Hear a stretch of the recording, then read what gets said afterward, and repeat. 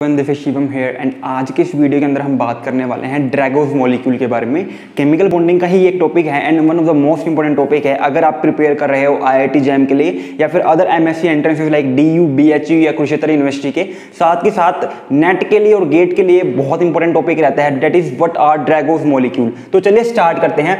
अगर मैं ड्रैगोस मॉलिक्यूल की बात करूं तो ड्रैगोस मॉलिक्यूल वो मॉलिक्यूल होते हैं जो कि हाइब्रिडाइजेशन शो नहीं करते हैं। Molecules which don't show hybridization, उन मॉलिक्यूल को हम क्या कहते हैं? उन मॉलिक्यूल को हम ड्रैगो मॉलिक्यूल कहते हैं, यानी कि वो मॉलिक्यूल जिनके अंदर हाइब्रिडाइजेशन नहीं होती हैं उन्हीं को हम ड्रैगोस मॉलिक्यूल कहते हैं। ठीक है, अब मैंने आपको जो है ऑलरेडी बता चुका हूं कि कौन से मॉलिक्यूल जो है हमें हाइब्रिडाइजेशन शो करेंगे एंड कौन से मॉलिक्यूल शो नहीं करेंगे। तो अगर मुझे किसी भी मॉलिक्यूल के थ्रू हाइब्रिडेशन करवानी है तो उसके लिए क्या कंडीशंस है? कंडीशन फॉर हाइब्रिडेशन की अगर मैं बात करूं तो मेरे पास मेनली दो ही कंडीशन देखने को मिलती है हाइब्रिडाइजेशन के लिए। पहली कंडीशन क्या है मेरे पास? पहली कंडीशन मेरे पास है वैकेंट ऑर्बिटल प्रेजेंट होना चाहिए। पहली और प्राइमरी कंडीशन क्या है मेरे पास? वैकेंट ऑर्बिटल प्रेजेंट होना चाहिए। वैकेंट ऑर्बिटल मस्ट प्रेजेंट, ये कंडीशन जो है वो अनअवॉइडेबल होती है, इसको हम अवॉइड नहीं कर सकते हैं। इसी को हम क्या कहते हैं? Primary condition. ठीक है, जो कि अनअवॉइडेबल होती है। दूसरी बात, अगर वैकेंट ऑर्बिटल प्रेजेंट है तो जो एनर्जी गैप है, एनर्जी गैप बिटवीन जो ऑर्बिटल्स हैं वो कम होना चाहिए। Energy gap between orbitals must be low. ठीक है, मान लो मेरे पास जो है वैकेंट ऑर्बिटल तो प्रेजेंट है लेकिन मेरे पास इतनी एनर्जी ही नहीं प्रेजेंट कि मेरे पास एस इलेक्ट्रॉन जो है वो जंप करके डी में चला जाए, तो वहां पर मेरे पास हाइब्रिडेशन फिर भी देखने को नहीं मिलेगी। तो ये मेरे पास दो कंडीशन होती है हाइब्रिडेशन शो करने के लिए। एक तो क्या, वैकेंट ऑर्बिटल प्रेजेंट होना चाहिए, और ये प्राइमरी और अनअवॉइडेबल कंडीशन होती है। अगर ये चीज नहीं होगी तो हाइब्रिडेशन शो नहीं होगी। एंड दूसरी क्या मेरे पास, एनर्जी गैप जो है मेरे पास वो कम होना चाहिए ऑर्बिटल्स के बीच में। एग्जांपल के तौर पर मान लो मेरे पास जो है 1s2 2s2 का केस है, मेरे पास मान लो 1s2 2s2 2p2 का केस है, तो मेरे पास 1s2 2s2 एंड 2p2 यहां पे मेरे पास ये केस है। अगर मुझे अब हाइब्रिडेशन करवानी है तो मुझे क्या करना पड़ेगा? S से P में इलेक्ट्रॉन जंप करवाना पड़ेगा, और S और P के बीच में जो एनर्जी गैप होता है वो काफी कम होता है। नॉर्मल टेम्परेचर पे भी ये जो एक्साइटेशन है, ये जो जंपिंग है इलेक्ट्रॉन की, वो आसानी से हो जाएगी। तो यानी कि मेरे पास अगर वैकेंट P ऑर्बिटल प्रेजेंट होगा तो वहां पर हाइब्रिडेशन में कोई भी दिक्कत नहीं आएगी। लेकिन वहीं पे अगर मैं बात करूं D ऑर्बिटल की, तो D और S के बीच में जो एनर्जी गैप है वो बहुत ज्यादा होता है, और अगर एनर्जी गैप बहुत ज्यादा है तो यहां पे हाइब्रिडेशन हमें देखने को नहीं मिलेगी। क्यों? क्योंकि नॉर्मल कंडीशन पे मेरे पास ये वाला जो एक्साइटेशन है वो देखने को नहीं मिलेगी। यहां पे मेरे को यहां पे मेरे को क्या करना पड़ेगा? फोर्स एक्साइटेशन करवाना पड़ेगा। यहां पे मुझे बाहर से एनर्जी देके क्या करवाना पड़ेगा? फोर्स जो एक्साइटेशन करवाना पड़ेगा। या फिर मैं क्या कर सकता हूं, यहां पे मैं जो है किसी इलेक्ट्रोनेगेटिव एलिमेंट के साथ मेरे एलिमेंट को अटैच करवा के उसके ऊपर पार्शियल पॉजिटिव चार्ज ला सकता हूं, जिससे मेरी जो सब शेल्स हैं वो कंप्लीटली पास आ जाएंगी। चार्ज कॉन्ट्रैक्शन हो जाएगा, मेरे पास पास आ जाएंगी मेरे पास शेल, और यहाँ पे जो एनर्जी सब जो गैप है मेरे पास वो क्या हो जाएगा? कम हो जाएगा, और वहां पे मेरे पास फिर हाइब्रिडेशन पॉसिबल हो पाएगी। ठीक है, तो अब इस पूरे चीज को अगर मुझे निपटाना हो एग्जाम्पल की हेल्प से, तो मेरे पास मेनली जो है चार फैमिली को हम कंसिडर करेंगे: boron family, carbon family, nitrogen family and oxygen family. ठीक है, अब हम बात करते हैं कहां पे मुझे ड्रैगोस मॉलिक्यूल देखने को मिलेंगे। एग्जांपल की बात कर रहे हैं हम। ठीक है, एग्जांपल के तौर पे मेरे पास कार्बन सबसे पहली फैमिली क्या आती है? बोरोन फैमिली आती है, फिर मेरे पास कार्बन फैमिली आती है, फिर मेरे पास नाइट्रोजन एंड फिर मेरे पास ऑक्सीजन फैमिली देखने को मिलती है। यहां की अगर मैं बात करूं तो बोरोन, एल्यूमिनियम, गैलियम, इंडियम। ठीक है, यहां पे मैं बात करूं तो कार्बन, सिलिकॉन, जर्मेनियम, टिन। ठीक है, यहां पे मैं बात करूं तो nitrogen, phosphorus, arsenic and bismuth. यहां पे मेरे पास ऑक्सीजन, सल्फर, सिलेनियम और टी। ठीक है, ये मेरे पास इन फैमिली के अंदर एलिमेंट्स प्रेजेंट है, कोई भी डाउट नहीं है। अगर मैं बोरोन फैमिली की बात करता हूं तो यहां पे मेरे पास जनरल इलेक्ट्रॉनिक कॉन्फ़िगरेशन क्या होती है? वैलेंस शेल की NS2 NP1, राइट। यहां पे मेरे पास क्या होती है? NS2 NP2। यहां पे क्या होती है मेरे पास?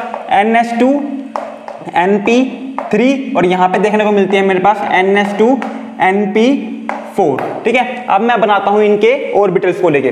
तो मेरे पास यहां पे क्या होती है? NS2 NP1, यहां पे मेरे पास NS2 NP2, राइट। यहां पे मेरे पास होती है NS2 NP3। और यहाँ पे मेरे पास होती है NH2NP4। अब देखो ये मेरे पास प्राइमरी कंडीशन क्या थी, मेरे पास प्राइमरी कंडीशन थी हाइब्रिडेशन करवाने के लिए कि मेरे पास जो है वैकेंट ऑर्बिटल प्रेजेंट होना चाहिए।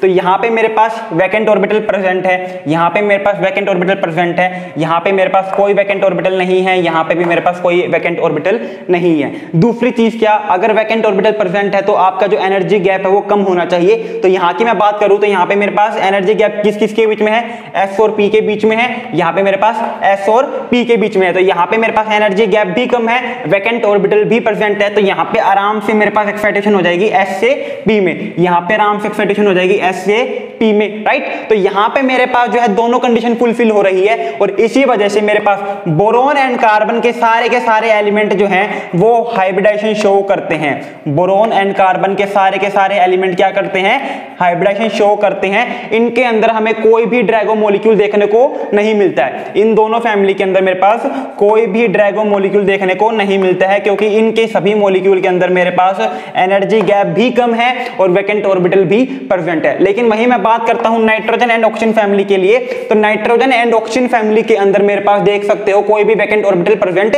नहीं है, कोई भी वैकेंट ऑर्बिटल प्रेजेंट नहीं है। ऊपर से मेरे पास मैंने आपको बताया था सेकंड पीरियड तक के जो एलिमेंट होते हैं, जो मेरे पास सेकंड पीरियड के एलिमेंट होते हैं उनके पास तो वैकेंट डी ऑर्बिटल भी नहीं होता है, इनके पास कोई वैकेंट डी ऑर्बिटल भी नहीं प्रेजेंट होता है। तो इनके अंदर तो मेरे पास पहली जो कंडीशन है वही फुलफिल नहीं हो रही है। जो पहली कंडीशन मेरे पास प्राइमरी कंडीशन है कि वैकेंट ऑर्बिटल प्रेजेंट होना चाहिए, नाइट्रोजन एंड ऑक्सीजन के केस में तो वही कंडीशन मेरे पास फुलफिल नहीं हो रही है। तो इसका मतलब तो ये हाइब्रिडेशन शो नहीं करेंगे। लेकिन आंसर है कि नाइट्रोजन एंड ऑक्सीजन जो है वो हाइब्रिडेशन शो करते हैं, ये दोनों जो है हाइब्रिडाइजेशन शो करते हैं। Reason behind this is anomalous behaviour of first element of each group. ठीक है, नाइट्रोजन एंड ऑक्सीजन का साइज इतना छोटा होता है कि इनको स्टीरिक रिपल्शन को खत्म करने के लिए हाइब्रिडेशन शो करनी ही पड़ती है।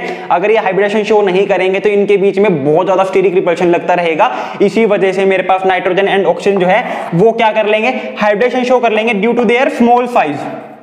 स्मॉल साइज की वजह से क्या कर लेंगे, ये हाइब्रिडेशन शो कर लेंगे। लेकिन वहीं मैं बात करूं phosphorus, arsenic, bismuth, sulphur, selenium, इनकी बात करूं मैं तो इनका साइज तो बहुत बड़ा होता है, तो ये तो हाइब्रिडेशन शो नहीं करेंगे। क्यों? क्योंकि हमने अभी देखा कि नाइट्रोजन एंड ऑक्सीजन उनके स्मॉल साइज की वजह से हाइब्रिडेशन शो कर रहे थे, लेकिन इनका साइज तो बड़ा है, तो ये साइज ये जो क्या करेंगे, ये हाइब्रिडेशन शो नहीं करेंगे क्योंकि इनके पास साइज की कोई भी कमी नहीं है। तो मेरे पास अगर अब इनके पास मुझे करवानी है हाइब्रिडेशन शो, तो मुझे पता है third period and onward element के पास जो है वैकेंट ऑर्बिटल प्रेजेंट होता है। इनके पास क्या होता है, वैकेंट डी ऑर्बिटल प्रेजेंट होता है, और वैकेंट डी ऑर्बिटल प्रेजेंट है। लेकिन प्रॉब्लम क्या है यहाँ पे, जो एस के बीच में और जो डी के बीच में जो गैप होता है वो बहुत ज्यादा हाई होता है, जो एनर्जी गैप है बहुत ज्यादा हाई है। और इस एनर्जी गैप को अगर मुझे कम करना है तो मुझे जो है स्पेसिफिक मॉलिक्यूल देखने पड़ेंगे, यानी कि मुझे इनके ऊपर पॉजिटिव चार्ज देना पड़ेगा। पॉजिटिव चार्ज का रीजन क्या होगा, पॉजिटिव चार्ज जैसे ही दिया न्यूक्लियर अट्रैक्शन जो है वो इंक्रीज हो जाएगा, सब शेल पास आ जाएंगे और एनर्जी गैप क्या हो जाएगा, कम हो जाएगा। इस चीज को लेके हम कंप्लीटली ऑलरेडी बात कर चुके हैं। तो मेरे पास क्या होगा कि फास्फोरस एंड जो नाइट्रोजन में मेरे पास नाइट्रोजन एंड ऑक्सीजन के अंदर जो third period and onward element जो है वो नॉर्मली हाइब्रिडेशन शो नहीं करते हैं। यानी कि मेरे पास PH3 हो गया, ASH3 हो गया, BiH3 हो गया, ठीक है, H2S हो गया मेरे पास, ठीक है, H2SE हो गया, H2TE हो गया, ये कोई भी हाइब्रिडेशन शो नहीं करेंगे क्योंकि इनके पास प्राइमरी कंडीशन तो है, वैकेंट डी ऑर्बिटल तो है, लेकिन D और S के बीच में एनर्जी गैप बहुत ज्यादा हाई है। तो अगर इन मॉलिक्यूल को मेरे को अगर हाइब्रिडेशन शो करवानी है तो इनको क्या करना पड़ेगा, किसी इलेक्ट्रोनेगेटिव एलिमेंट के साथ जोड़ना पड़ेगा, ताकि इलेक्ट्रोनेगेटिव एलिमेंट के साथ जब जुड़ जाएंगे तो इनके ऊपर पार्शियल पॉजिटिव चार्ज आ जाएगा, सब शेल पास आ जाएंगी, ये गैप कम हो जाएगा और उसके बाद एक्साइटेशन मेरे पास पॉसिबल हो पाएगा। तो मेरे पास एग्जांपल क्या है, मेरे पास मैं कहता हूं PCl3 हाइब्रिडेशन शो करता है, बिल्कुल करता है। मेरे पास मैं कहता हूं कि मेरे पास जो है ASCl3 जो हाइब्रिडेशन शो करता है, बिल्कुल करता है। ये मेरे पास एग्जांपल किसके हो जाएंगे, ये मेरे पास एग्जांपल है हाइब्रिडाइज्ड मॉलिक्यूल के। और ये सारे के सारे क्या है मेरे पास, जो इस डब्बे के अंदर मैंने बंद किए हैं, ये सारे के सारे मेरे पास ड्रैगो मॉलिक्यूल हैं। ये सारे के सारे मेरे पास क्या है, ड्रैगो मॉलिक्यूल हैं। यानी कि आपको सिर्फ और सिर्फ इतना याद रखना है, मेरे पास ग्रुप 15 एंड ग्रुप 16 के एलिमेंट जो है third period and onward element जो है अगर अपने से कम इलेक्ट्रोनेगेटिव एलिमेंट के साथ जुड़े होंगे तो उन्हें हम ड्रैगो मॉलिक्यूल कहते हैं। ठीक है। ग्रुप 15 एंड ग्रुप 16 के third period and onward element जो है अगर अपने से कम इलेक्ट्रोनेगेटिव एलिमेंट के साथ जुड़े होंगे तो वहां पर मेरे पास कोई भी हाइब्रिडेशन शो नहीं होगी एंड वो उनको हम क्या कहेंगे, ड्रैगो मॉलिक्यूल कहेंगे। एंड ड्रैगो मॉलिक्यूल की एक सबसे खास बात बताता हूं मैं आपको, ड्रैगो मॉलिक्यूल के बीच में जो एटम के बीच में जो एंगल होता है वो क्या होता है मेरे पास 90 डिग्री। जो ड्रैगोस मॉलिक्यूल के बीच में जो एंगल होता है वो क्या होता है 90 डिग्री हमें देखने को मिलता है। चलो अब क्वेश्चन करते हैं इसको एक लेके, जो हमारे पास काफी क्वेश्चन जो है इसको लेके पूछे जाते हैं। तो मेरे पास क्वेश्चन क्या पूछा हुआ था, मेरे पास क्वेश्चन पूछा हुआ है कि बताओ इनमें से कौन सा ड्रैगो मॉलिक्यूल है और कौन सा ड्रैगो मॉलिक्यूल नहीं है। या तो आप इस तरीके से क्वेश्चन देख लो या फिर आप क्वेश्चन को देख सकते हो कि बताओ इनमें से कौन सा मॉलिक्यूल जो है हाइब्रिडेशन शो करेगा एंड कौन सा मॉलिक्यूल हाइब्रिडेशन शो नहीं करेगा। ठीक है, इनमें से कौन सा मॉलिक्यूल हाइब्रिडेशन शो करेगा एंड कौन सा हाइब्रिडेशन शो नहीं करेगा। तो मेरे पास ऑप्शन क्या है, मेरे पास ऑप्शन है SnCl2, मेरे पास ऑप्शन है PH3, मेरे पास ऑप्शन है H2O और मेरे पास ऑप्शन है अमोनिया। ठीक है, ये मेरे पास क्वेश्चन है। क्वेश्चन में क्या पूछा हुआ है कि बताओ इनमें से कौन सा ड्रैगो मॉलिक्यूल है, या फिर आप कह सकते हो कि क्वेश्चन में मुझसे पूछा हुआ है कि इनमें से कौन सा मॉलिक्यूल जो है हाइब्रिडेशन शो करेगा एंड कौन सा मॉलिक्यूल जो है मेरे पास हाइब्रिडेशन शो नहीं करेगा। तो चलो एक और एग्जांपल लिख लेते हैं इसके अंदर, H2S। ठीक है, अब देखो मेरे पास ये क्या है, क्या देखने को मिल रहा है, SN कौन सी फैमिली से है, कार्बन फैमिली से। कार्बन फैमिली के अंदर मेरे पास सारी की सारी कंडीशन फुलफिल होती है, वैकेंट ऑर्बिटल भी होता है, एनर्जी गैप भी कम होता है। तो ये तो मेरे पास ड्रैगो मॉलिक्यूल हो नहीं सकता। PH3 फॉस्फोरस नाइट्रोजन फैमिली से, कोई वैकेंट ऑर्बिटल प्रेजेंट नहीं होता। वैकेंट ऑर्बिटल अगर प्रेजेंट होता भी है तो वो एम्प्टी डी ऑर्बिटल प्रेजेंट होता है, और एम्प्टी डी ऑर्बिटल अगर प्रेजेंट है, S से D के अंदर एक्साइटेशन करवानी है तो क्या कंडीशन है, अपने से ज्यादा इलेक्ट्रोनेगेटिव एलिमेंट के साथ जुड़ा हो। Hydrogen is not electronegative element, तो ये मेरे पास क्या हो जाएगा, ड्रैगो मॉलिक्यूल देखने को मिल जाएगा। H2O मैंने कहा था ऑक्सीजन फैमिली कर लेती है हाइब्रिडेशन, क्यों, क्योंकि उनके अंदर जो साइज होता है वो बहुत ज्यादा छोटा होता है, तो स्टीरिक रिपल्शन को खत्म करने के लिए वो हाइब्रिडेशन शो कर लेती है। अमोनिया नाइट्रोजन फैमिली से, इसके पास भी वैकेंट ऑर्बिटल प्रेजेंट नहीं है, उसके बावजूद ये हाइब्रिडेशन शो कर लेगा, क्यों, ताकि ये अपने स्टीरिक रिपल्शन को खत्म कर सके। H2S सल्फर मेरे पास ऑक्सीजन फैमिली से है, थर्ड पीरियड का एलिमेंट है। Third period and onward element के पास वैकेंट ऑर्बिटल प्रेजेंट होते हैं, लेकिन उसके बावजूद वो हाइब्रिडेशन सिर्फ तभी शो करेंगे जब वो अपने से ज्यादा इलेक्ट्रोनेगेटिव एलिमेंट के साथ जुड़े होंगे। क्या ये अपने से ज्यादा इलेक्ट्रोनेगेटिव एलिमेंट के साथ जुड़ा हुआ है, आंसर है नहीं। तो ये मेरे पास क्या हो जाएगा, ड्रैगो मॉलिक्यूल देखने को मिल जाएगा।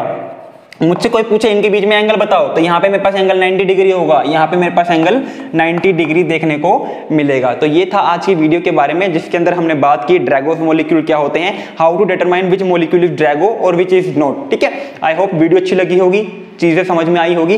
कोई भी डाउट हो कमेंट सेक्शन में कमेंट कर देना। इंस्टाग्राम पे मैसेज ड्रॉप आउट कर सकते हो, या फिर टेलीग्राम के ऊपर जो है एक छोटा सा चैनल है उसके ऊपर जाके मुझे मैसेज ड्रॉप आउट कर सकते हो। इन तीनों ही चीजों का लिंक आपको डिस्क्रिप्शन बॉक्स में मिल जाएगा। So thank you very much, have a good day.